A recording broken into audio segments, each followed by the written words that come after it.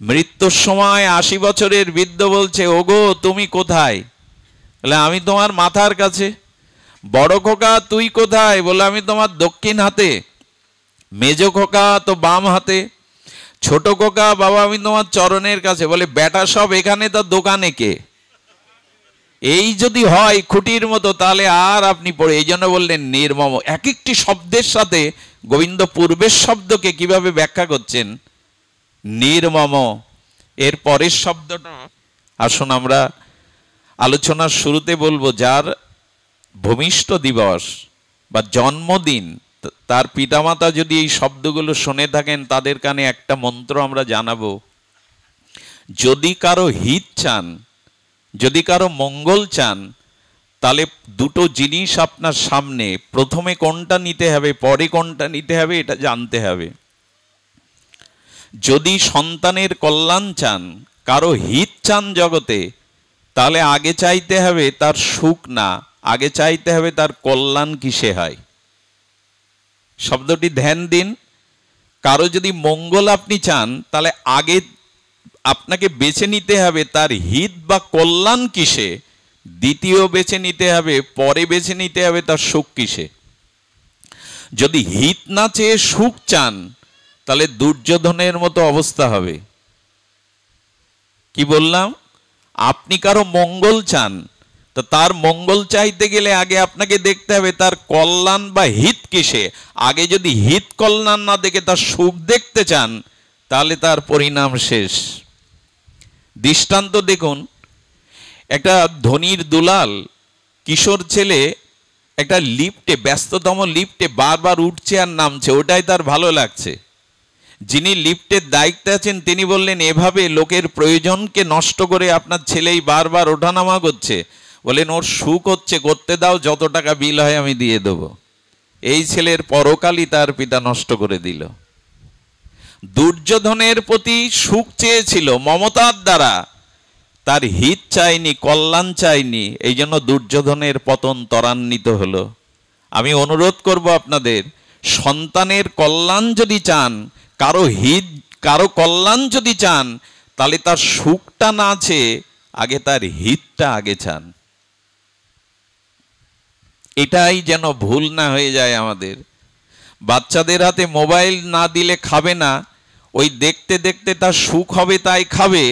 এই সুখের চিন্তা করতে গেলে ভবিষ্যতে তার স্মৃতিশক্তি লোপ পেতে পারে, সে উন্মাদ হয়ে যেতে পারে, মানসিক রোগগ্রস্ত হয়ে যেতে পারে। তার হিতের দিকে তাকিয়ে তাকে ওটা কেড়ে নেন।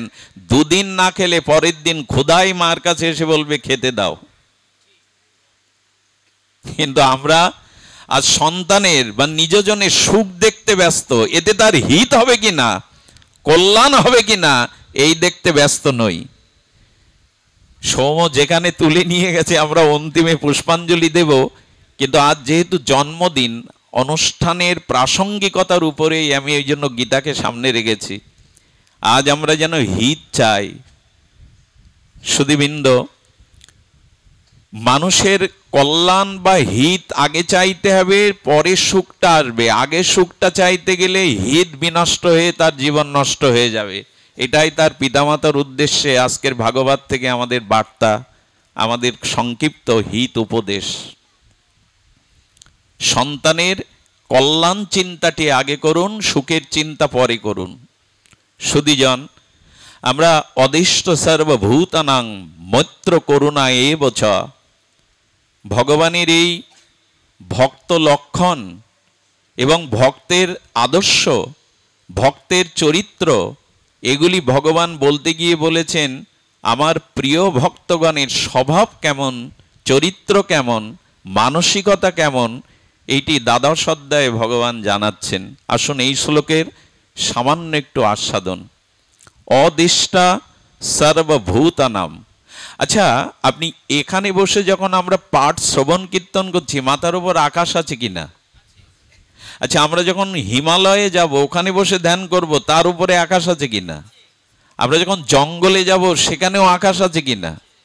আকাশ নেই এমন কোনো ক্ষেত্র খুঁজে পাবেন পৃথিবীতে? আকাশ সবখানেই আছে, আপনি যেখানে যান। ঠিক তদুপরি ভগবান সবখানেই আছে, এটা জেনে ভজন করুন। আকাশ যেমন অনন্ত, আকাশ যেমন বিভু, সর্বত তার গতি প্রকৃতি অবস্থিতি, তেমনি ঈশ্বরও সবখানেই আছেন। এই উপলব্ধিটাই ভক্তের প্রথম উপলব্ধি। যদি এই উপলব্ধি আসে, অদেষ্টা, তার কারো প্রতি দেশ আসবে না, বিদ্বেষ আসবে না। অদেষ্টা সর্বভূতানাম, প্রত্যেক জীবের মধ্যে, প্রত্যেক অণু পরমাণুর মধ্যে ভগবান আছেন, এইটি আমার ভক্তের, অতীব প্রিয় ভক্তের প্রথম লক্ষণ। আমরা এই লক্ষণে আছি তো? আচ্ছা, ভগবানের কথা মানবো না, গীতার কথা মানবো, তাই এই রাজ্যে আমার জায়গা কোথায়? এই রাজ্যে আমার অবস্থান কোথায়? ভগবান বলছেন, দেখো আকাশ যেমন সর্বস্থিতি, সর্বত ব্যাপ্তি, ভূমা অনন্ত, তেমনি আমিও অনন্ত।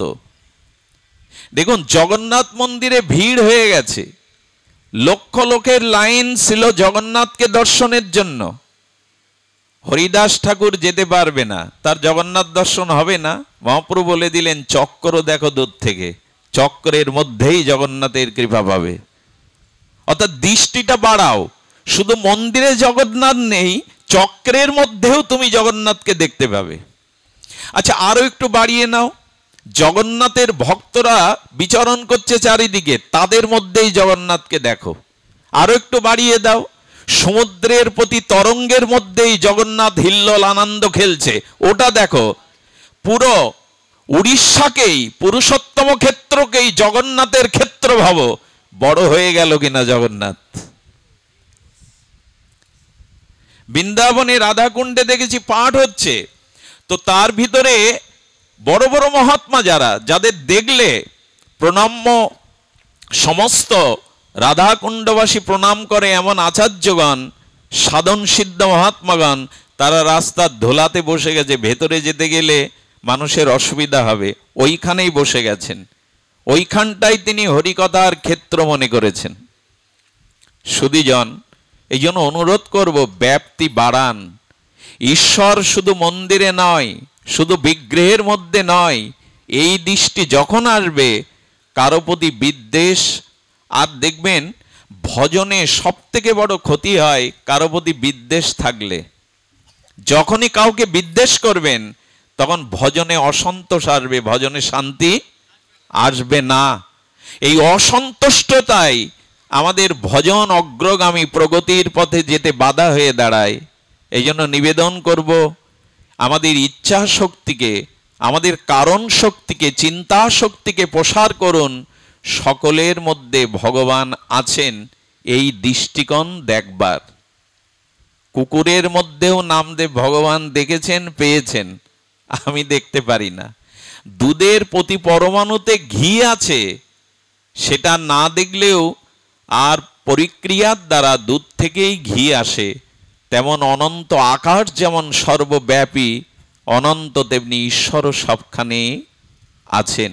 এই উপলব্ধিটা প্রথমেই ভক্তের লক্ষণে, প্রিয় ভক্ত লক্ষণের, ভগবান গীতাতে বলছেন অদেষ্টা সর্বভূতানাম। মৈত্র শব্দগুলো খুব মার্মিক শব্দ। মৈত্র মানে বন্ধুত্ব। ভগবান বলছেন, আচ্ছা বন্ধুত্ব সকলের সাথে হয়, করা যায়? সম্ভব না। মৈত্র শব্দ বললেন কেন? বন্ধুত্ব বললেন, দেখুন খুব এগিয়ে গেছেন যিনি, তার সাথে মিত্রতা করতে পারবেন না, হবেও না, মিশবে না। আবার যে খুব পিছিয়ে, তার সাথেও আপনার মিত্রতা হবে না। যে সমপর্যায়ে, তার সাথেই আপনার মিত্রতা করা উচিত। আচ্ছা, যে খুব এগিয়ে গেছে 2 কিলোমিটার, আপনি তাকে ধরতে পারবেন হাঁটতে গেলে? এগিয়ে গেছে তো, এগিয়ে যাওয়াকে আপনি ধরতে পারবেন না, অনেকটা দূরত্ব বেড়ে গেছে। যে অনেক পিছনে, আপনি তার আগে থাকলে একটা অহংকার আসতে পারে, ও অনেক পিছনে, আমি ওর অনেক আগে। এই জন্য মৈত্রী মানে বন্ধুত্ব সমপর্যায়ে হওয়া উচিত। হলে কি হয় জানেন? এই যখন 2 ভক্তের মধ্যে বন্ধুত্ব হয়, সখ্যত্ব হয়, মিত্র হয়, তখন তাদের মধ্যে খুব জমে ক্ষীর হয়ে যায়। আস্বাদনটা, আনন্দটা পরম আনন্দের রূপ নেয়। এই জন্য স্বজাতীয় সয় স্নিগ্ধ সমভাবাপন্ন সমভজনশীল তাদের সাথে আপনার মিত্রতা চাই। কিন্তু সবাইকে আগে যে গেছে তাকে মান্যতা দিতে হবে, পিছিয়ে যে গেছে তাকে কি করতে হবে? পরের শব্দটাই বলছেন করুণা শব্দে, তাকে করুণা করতে হবে। যে মায়ার চক্করে পড়ে স্খলন হয়ে গেছে, পাপী হয়ে গেছে, ভজনচ্যুত হয়ে গেছে, তাকে তুমি ঘৃণা করতে পারো না। তুমি এগিয়ে থাকলে তাকে করুণা করবে, তাকে কৃপা করবে, সে তোমার কৃপার পাত্র। কিন্তু মৈত্রীটা হবে কিসের বিনিময়ে? স্বজাতীয় সম সাধন পর্যায়ে যারা আছে তাদের সাথেই সখ্যতাটা হতে হবে। দেখুন, ভগবানও এটা চিন্তা করেছিলেন, আমি বরাহ রূপে যদি এর মধ্যে অবতীর্ণ হয়ে আর একবার, এরা দৌড়ে পালাবে। আচ্ছা, ভগবান যদি এখন শূকর রূপ ধরে, বরাহ রূপ ধরে আমাদের মাঝে এসে বলেন আমি পুরুষোত্তম সচ্চিদানন্দ ভগবান, মেনে নিতে পারবেন? মেনে নিলেও, স্তুতি করলেও মিশতে পারবেন না, গলাগলি করতে পারবেন না। এই জন্য ভগবানও চিন্তা করলেন, জীবের মতো যদি আমি ওদের মতো হয়ে যাই, তখন ওদের সাথে আমার মিত্রতা হবে, ওদের সাথে আমার ভাব বিনিময় হবে। ভগবান এটা বুঝে মনুষ্য আকার নিয়ে, মনুষ্য তনু নিয়ে, মানসী তনু নিয়ে জগতে এসেছেন। মৎস্য কর্মরূপে এসে দেখেছেন আনন্দটা পুরোপুরি আস্বাদন বা বিনিময় হয়নি। সমপর্যায়ে বন্ধুত্ব। আচ্ছা, সমপর্যায় কেন? কৃষ্ণের সাথে সুদামার কি সমপর্যায় ছিল? অর্জুন কোথায় আর কৃষ্ণ কোথায়? এদের সাথে বন্ধুত্ব কথায় বিপরীত ভাব এসে যাচ্ছে না? কিন্তু লক্ষ্য করুন, ভগবান অর্জুনকে এবং সুদামাকে সমপর্যায় মনে করতেন। না করলে কি আর এই হয়? সুদামা যেদিন গেলেন, শ্রীকৃষ্ণ রাজ সিংহাসন থেকে দৌড়ে এলেন, তাকে হাত ধরে নিয়ে বসালেন কোথায়? পালঙ্কের উপরে। নিজেই তার চরণ জল করলেন, বললেন আমি দ্বারকাধীশ হতে পারি, কিন্তু ছোটবেলার কথা ভুলে যায়নি সুদামা, তুমি আমার সেই অন্তরঙ্গই। আবার অর্জুনের বেলায় দেখুন, তিনি সারথী রূপে সামনে সারথীর কাজ শুধু করেননি, ঘোড়ার ঘাসও খাইয়েছেন, অর্জুনের বসার জায়গাটা মুছে দিয়েছেন। ভগবান বললেন, বন্ধু যদি সুউচ্চও হয় তবু সমপর্যায় মনে করেই তার সাথে সঙ্গ করতে হবে। যে অনেক এগিয়ে এবং অনেক পিছে, তাদের সাথে মৈত্র নয়। যে পিছিয়ে আছে, এর পরের শব্দ বলে মৈত্র করুণা এ বছর, তার প্রতি করুণা করো। দেখেন, কাউকে যে পিছিয়ে পড়েছে, যে মায়ার দ্বারা স্খলিত হয়েছে, তার প্রতি যেন যারা উপরে আছে তাদের করুণা হয়। এই জীবগুলিকে যেন ভগবান কৃপা করে সুবুদ্ধি দেন, জ্ঞান দেন, চেতনা দেন, তারা যাতে এগিয়ে আসতে পারে। কাউকে পিছানোর চেষ্টা করলে কিন্তু সেও আমাকে টেনে একদিন পিছাবে। এই জন্য বলছে করুণা করো, করুণা করো, জীবের প্রতি কারুণ্য ভাবটা করুণা করো। বন্ধুত্ব যদি করতে হয়, গোবিন্দের দিকে হাত বাড়িয়ে দিন। কি বলবো আপনাদের, সুরেশনগর, এটা হলো আমাদের পাটনার মধ্যে। এই সুরেশনগরে এখনো ওই নগরের নামটাই সেখানে আছে, তার সমাধি আছে। উনি তৎকালীন প্রায় 100 বছর পূর্বের ঘটনা, এক রাজার তিনি নাইট গার্ড ছিলেন, তাই হবে তো ইংরেজিতে নাইট গার্ড মানে নৈশ প্রহরী। আমার আবার ভয় হয় বলতে, আমি জানি না লেখাপড়া, শব্দ উচ্চারণে ভুল হওয়াটা উচিত নয়। তো নাইট গার্ড মানে নৈশ প্রহরী।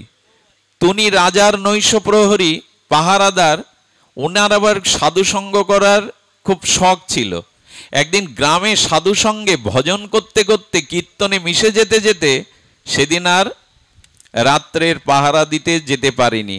অথচ সেদিন রাজার আদেশ ছিল যে আজকে পাহারাটা সঠিকভাবে দিতে হবে তোমায়। সেদিন যেতে পারিনি। সকালবেলা মনে করছে রাজা আমাকে আর রাখবে না এই প্রহরীর কাজে, ইস্তফা দিতেই গেছেন, তাড়িয়ে দিলে দিল। যখন গেছেন রাজার সামনে, রাজা তখন আনন্দ করে বলছেন আজকে তোমাকে আমি কিছু পুরস্কারও দেব। বলে কেন? বলো কালকে আমার একটা বিপদের সম্ভাবনা ছিল বহিঃশত্রুর, কিন্তু তুমি যেভাবে পাহারা দিয়েছ, সারা রাত্র ডাকাডাকি করেছ, তাতে আমার কোনো ক্ষতি হয়নি, এই জন্য তোমাকে পুরস্কৃত করতে চাই। ও মনে মনে অপমান বোধ করছে, রাজা আমাকে অপমান করছে, কাল আসেনি তো। মহারাজ, আপনি আমাকে চাকরি থেকে বরখাস্ত করতে পারেন, আমি কাল আসিনি সাজাও দিতে পারেন। বলে ভুল বলছো, হাজিরা খাতায় তোমার নামটা দেখো সই করা আছে, উল্টোপাল্টা কেন বলছো? সারা রাত তো পাহারা দিলে, ডাকাডাকি করলে, ভক্ত তো ভজন করতে করতে সময় পেরিয়ে গেছে, বলছে চাকরি থাক আর না থাক ভজনই করি। দেখুন মিত্রতা কার সাথে করতে হয়, ওই মিত্রের ভজনে, গোবিন্দের আনন্দময় ভজনে নিমগ্ন হয়ে সারা রাত পার করেছে। হাজিরা খাতায় গিয়ে দেখে তার সইটা স্বয়ং গোবিন্দই পাহারাদার হয়ে, নৈশ প্রহরী হয়ে পাহারা দিয়ে গেছেন। ঝরঝর করে কাঁদছে আর বলছে, যাদের জন্য সারা জীবন পাহারা দিলাম, যাদের সুখ দুঃখ দেখলাম, তারা আমার কেউ পাহারাদার হয়ে দায়িত্ব পালন করেনি। আর একটা দিন যার ভজন করলাম, সেই বন্ধু আমার পাহারাদার হয়ে, নৈশ প্রহরী হয়ে আমার জায়গায় দায়িত্ব পালন করলো। চাকরি যদি করতে হয় তার সাথেই করব। ছেড়ে দিলেন তিনি। আজও ওনার নামে ওই নগরটা সুরেশ নগর বলে খ্যাত, তার সমাধিটা আজও আছে পাটনার মধ্যে। তো এই জন্য মৈত্রতা যদি করতেই হয়, মিত্রতা ভক্ত এবং ভগবানের সাথে, তার কারণ দায়িত্ব তারাই নিতে পারে, তারাই আমার ব্যথাকে উপলব্ধি করতে পারে।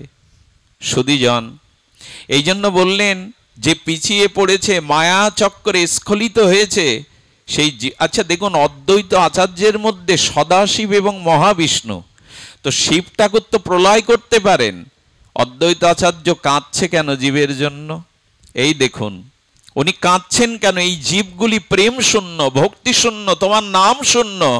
আমার মতো অদ্বৈত আচার্যের দ্বারা এদের প্রেম বিতরণ সম্ভব নয়, প্রভু তুমি নেমে এসো।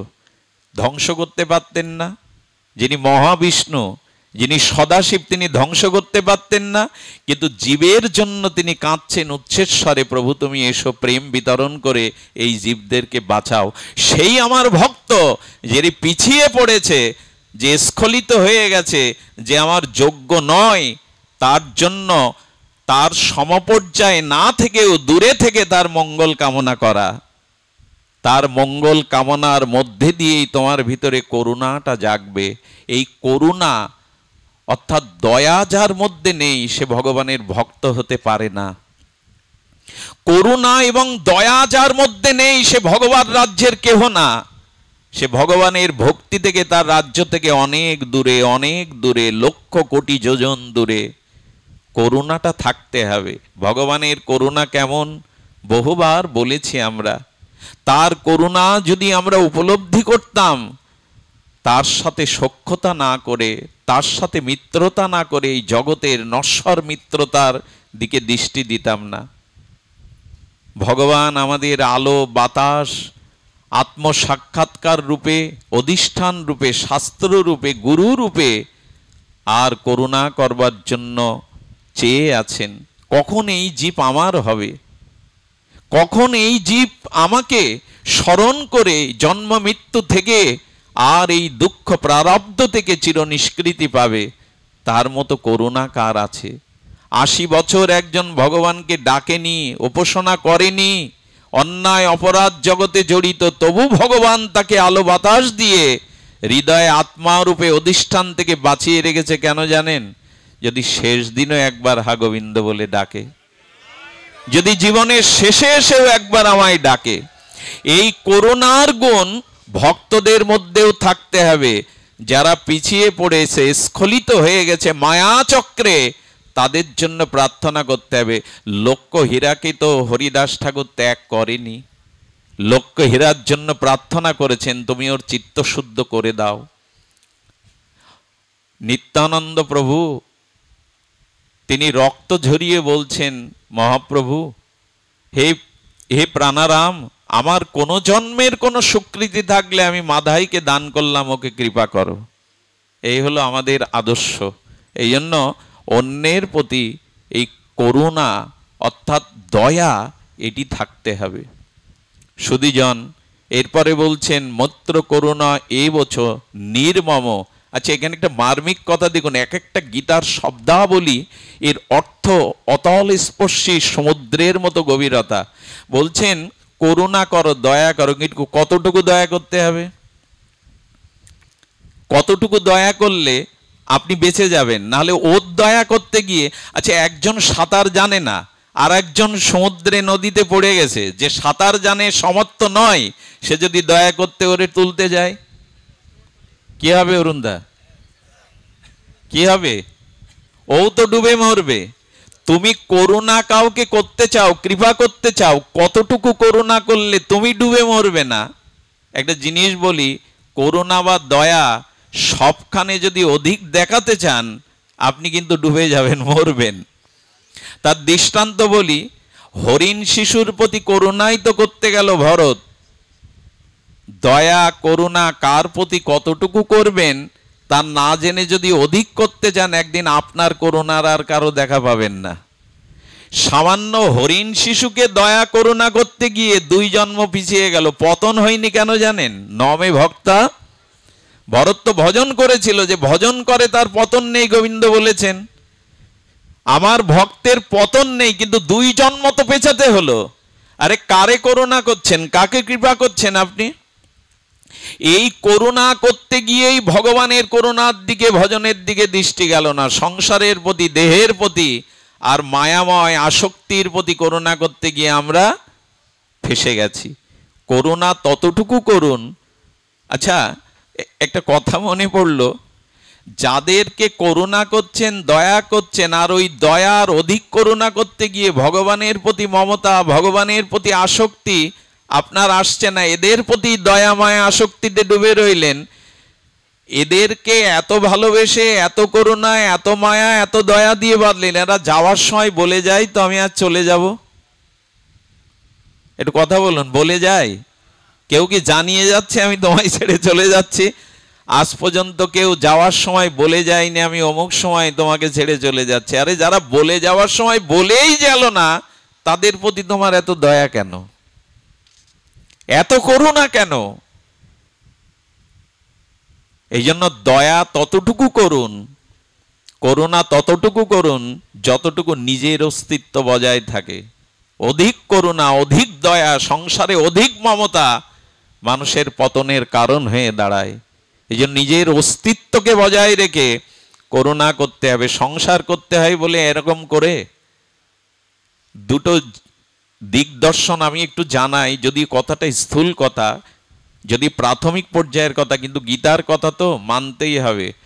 শরীর এবং ভগবত ভজনের সময় বাদ দিয়ে অন্যদেরকে, সংসারকে যদি করুণা করতে যান, দয়া দেখাতে যান, আপনার ধ্বংসের সীমা থাকবে না। কি কি বললাম? নিজের শরীরের সুস্বাস্থ্যের জন্য করুণা করুন, অর্থাৎ সুস্বাস্থ্য ঠিক রাখার জন্য শরীরকে সময় দিন, স্বাস্থ্যবিধি কিছুটা মেনে চলুন, আর ভগবানের উপাসনার জন্য 24 ঘন্টার মধ্যে 2 ঘন্টা দিন। এটা বাদ দিয়ে যদি 24 ঘন্টায় দেহকে, সংসারকে, স্ত্রীপুত্রকে করুণা করতে যান, আপনি জালে ফেসে গেছেন। শরীরের সুস্বাস্থ্য আর ভগবানের উপাসনা, এই দুটো করুণা নিজের প্রতি করুন, এই দুটো দয়া নিজের প্রতি করুন। এ বাদ দিয়ে যদি সব সময় সংসারকে দিতে যান, ফেসে গেছেন। ওই জাল থেকে আপনি বেরোতে পারবেন না। মাকড়সা জাল বনে দেখবেন, ওরকম জাল কোনো শিল্পী বুনতে পারবে না। ওইখানে জাল বনে শাহেনশাহ হয়ে পড়ে থাকে, ওই জালের পোকা আটকে যায়, ও বসে বসে রাজাধিরাজ সম্রাট হয়ে সুখভোগ করে। কিন্তু ঘরে গিয়ে দেখুন, আশেপাশে তাকিয়ে দেখুন, ওই জালেই আটকে ও শুকিয়ে মরে থাকে। এবং যাদের সুখের জন্য বাচ্চা কাচ্চা পেড়েছিল ওই জাল, মায়ার জাল নিস্তার করে, তারা কি করে জানেন? ও মরে গেলে মাকড়সা, শুকনো মাকড়সার ভেতরে দেখবেন কোনো ওর দেহের যে পাশপাতি ছিল ওগুলোও নেই। কারা খায় জানেন? যাদের সুখের জন্য জালটা বুনেছিল, ওর জালে আটকে মৃত্যুর পরে ওরা ওর ভেতরটা কুরে কুরে খায়। ভগবানকে ভজনের সময় না দিয়ে, দেহকে সাত্ত্বিক সুস্থ রাখার সময় না দিয়ে, যারা রাত দিন অর্থ আর সংসারের মমতায় দিল, তাদের ওই মাকড়সার মতো অবস্থায় নিজের মায়া জালে আটকে থেকে তাকেও করে করে খেয়ে ফেলবে এরা। আমরা মায়াতে ভুলে যাই, অতিরিক্ত মমতা। এই জন্য পতনের কারণ। ভরতকে যদি 2 জন্ম পিছিয়ে দেয়, ওকে না হলে আমার চলবে না, ওর মুখ না দেখলে আমার চলবে না। এগুলো ভগবানের বেলায় খাটে, শ্রী গুরুদেবের বেলায় খাটে, শাস্ত্রের বেলায় খাটে। অন্যের বেলায় খাটাতে যেন না, জালে আটকে যাবে। সুধীজন, এই জন্য বললেন করুণা কতটুকু, দয়া কতটুকু, এটা আনতে হবে। আমাদের সনাতন গোস্বামী পাদের, জানি না এটা মানে তর্ক আছে, জীবে দয়া নামে রুচি। এটা অনেকেই বলেন যে না, এটা বলেননি, কিন্তু কথাটা যদি আমরা মহাজনের মুখ থেকে শুনেছি, জীবে দয়া নামে রুচি বৈষ্ণব সেবন, ইহা বই ধর্ম আর নাই শুনো সনাতন। আমাদের এক আচার্য একটু রস করে, একটু বিনোদ করে বলছেন কি, এই 3টেই আছে, তবে আমরা ঘুরিয়ে নিয়েছি। জীবে দয়ার প্রতি এখন আমাদের জীবে দয়া এসে গেছে, ভালো মন্দ কি করে খাবো, জীবে দয়া।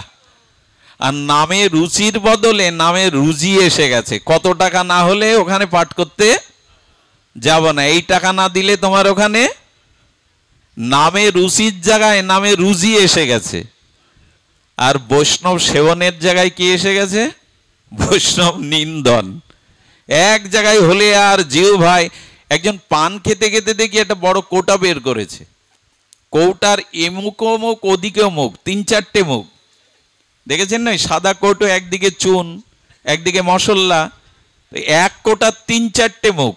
ও দেখি পান চিবাতে চিবাতে এক একটা বের করছে আর গালে দিচ্ছে। তাকে জিজ্ঞাসা করলাম, বাবা এতগুলো কেন? বললেন ঘাসের মতো লাগে তো, এগুলো না দিলে রস লাগে না। এখন আমরা এক জায়গায় হলে বৈষ্ণব নিন্দা, পাঠক নিন্দা না করলে আমাদের রস আসে না জিউ ভাই।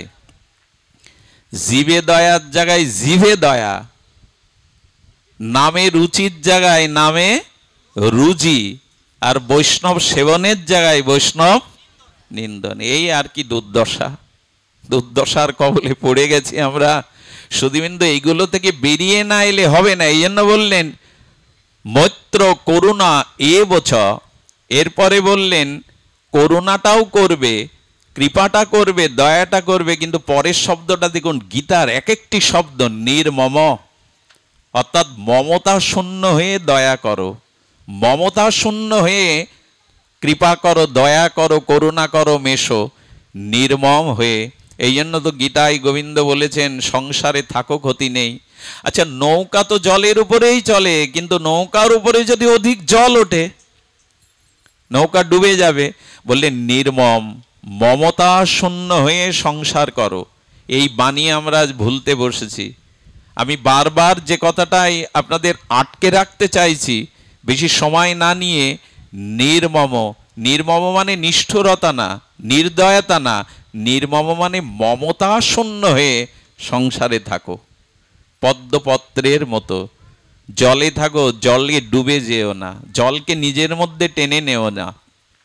আচ্ছা, ছানা চিনি যারা পাক তৈরি করে সন্দেশ, আস্বাদ্য সন্দেশ তৈরি করে, দেখবেন কাঠের খুন্তি লাগে সন্দেশ তৈরি করতে, পাক করতে কি লাগে?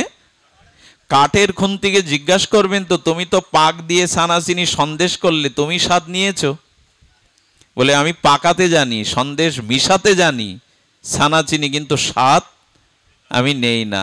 বলে সংসারে সবার প্রতি দৃষ্টি রাখো, কিন্তু নির্মম, অর্থাৎ মমতা শূন্য হয়ে।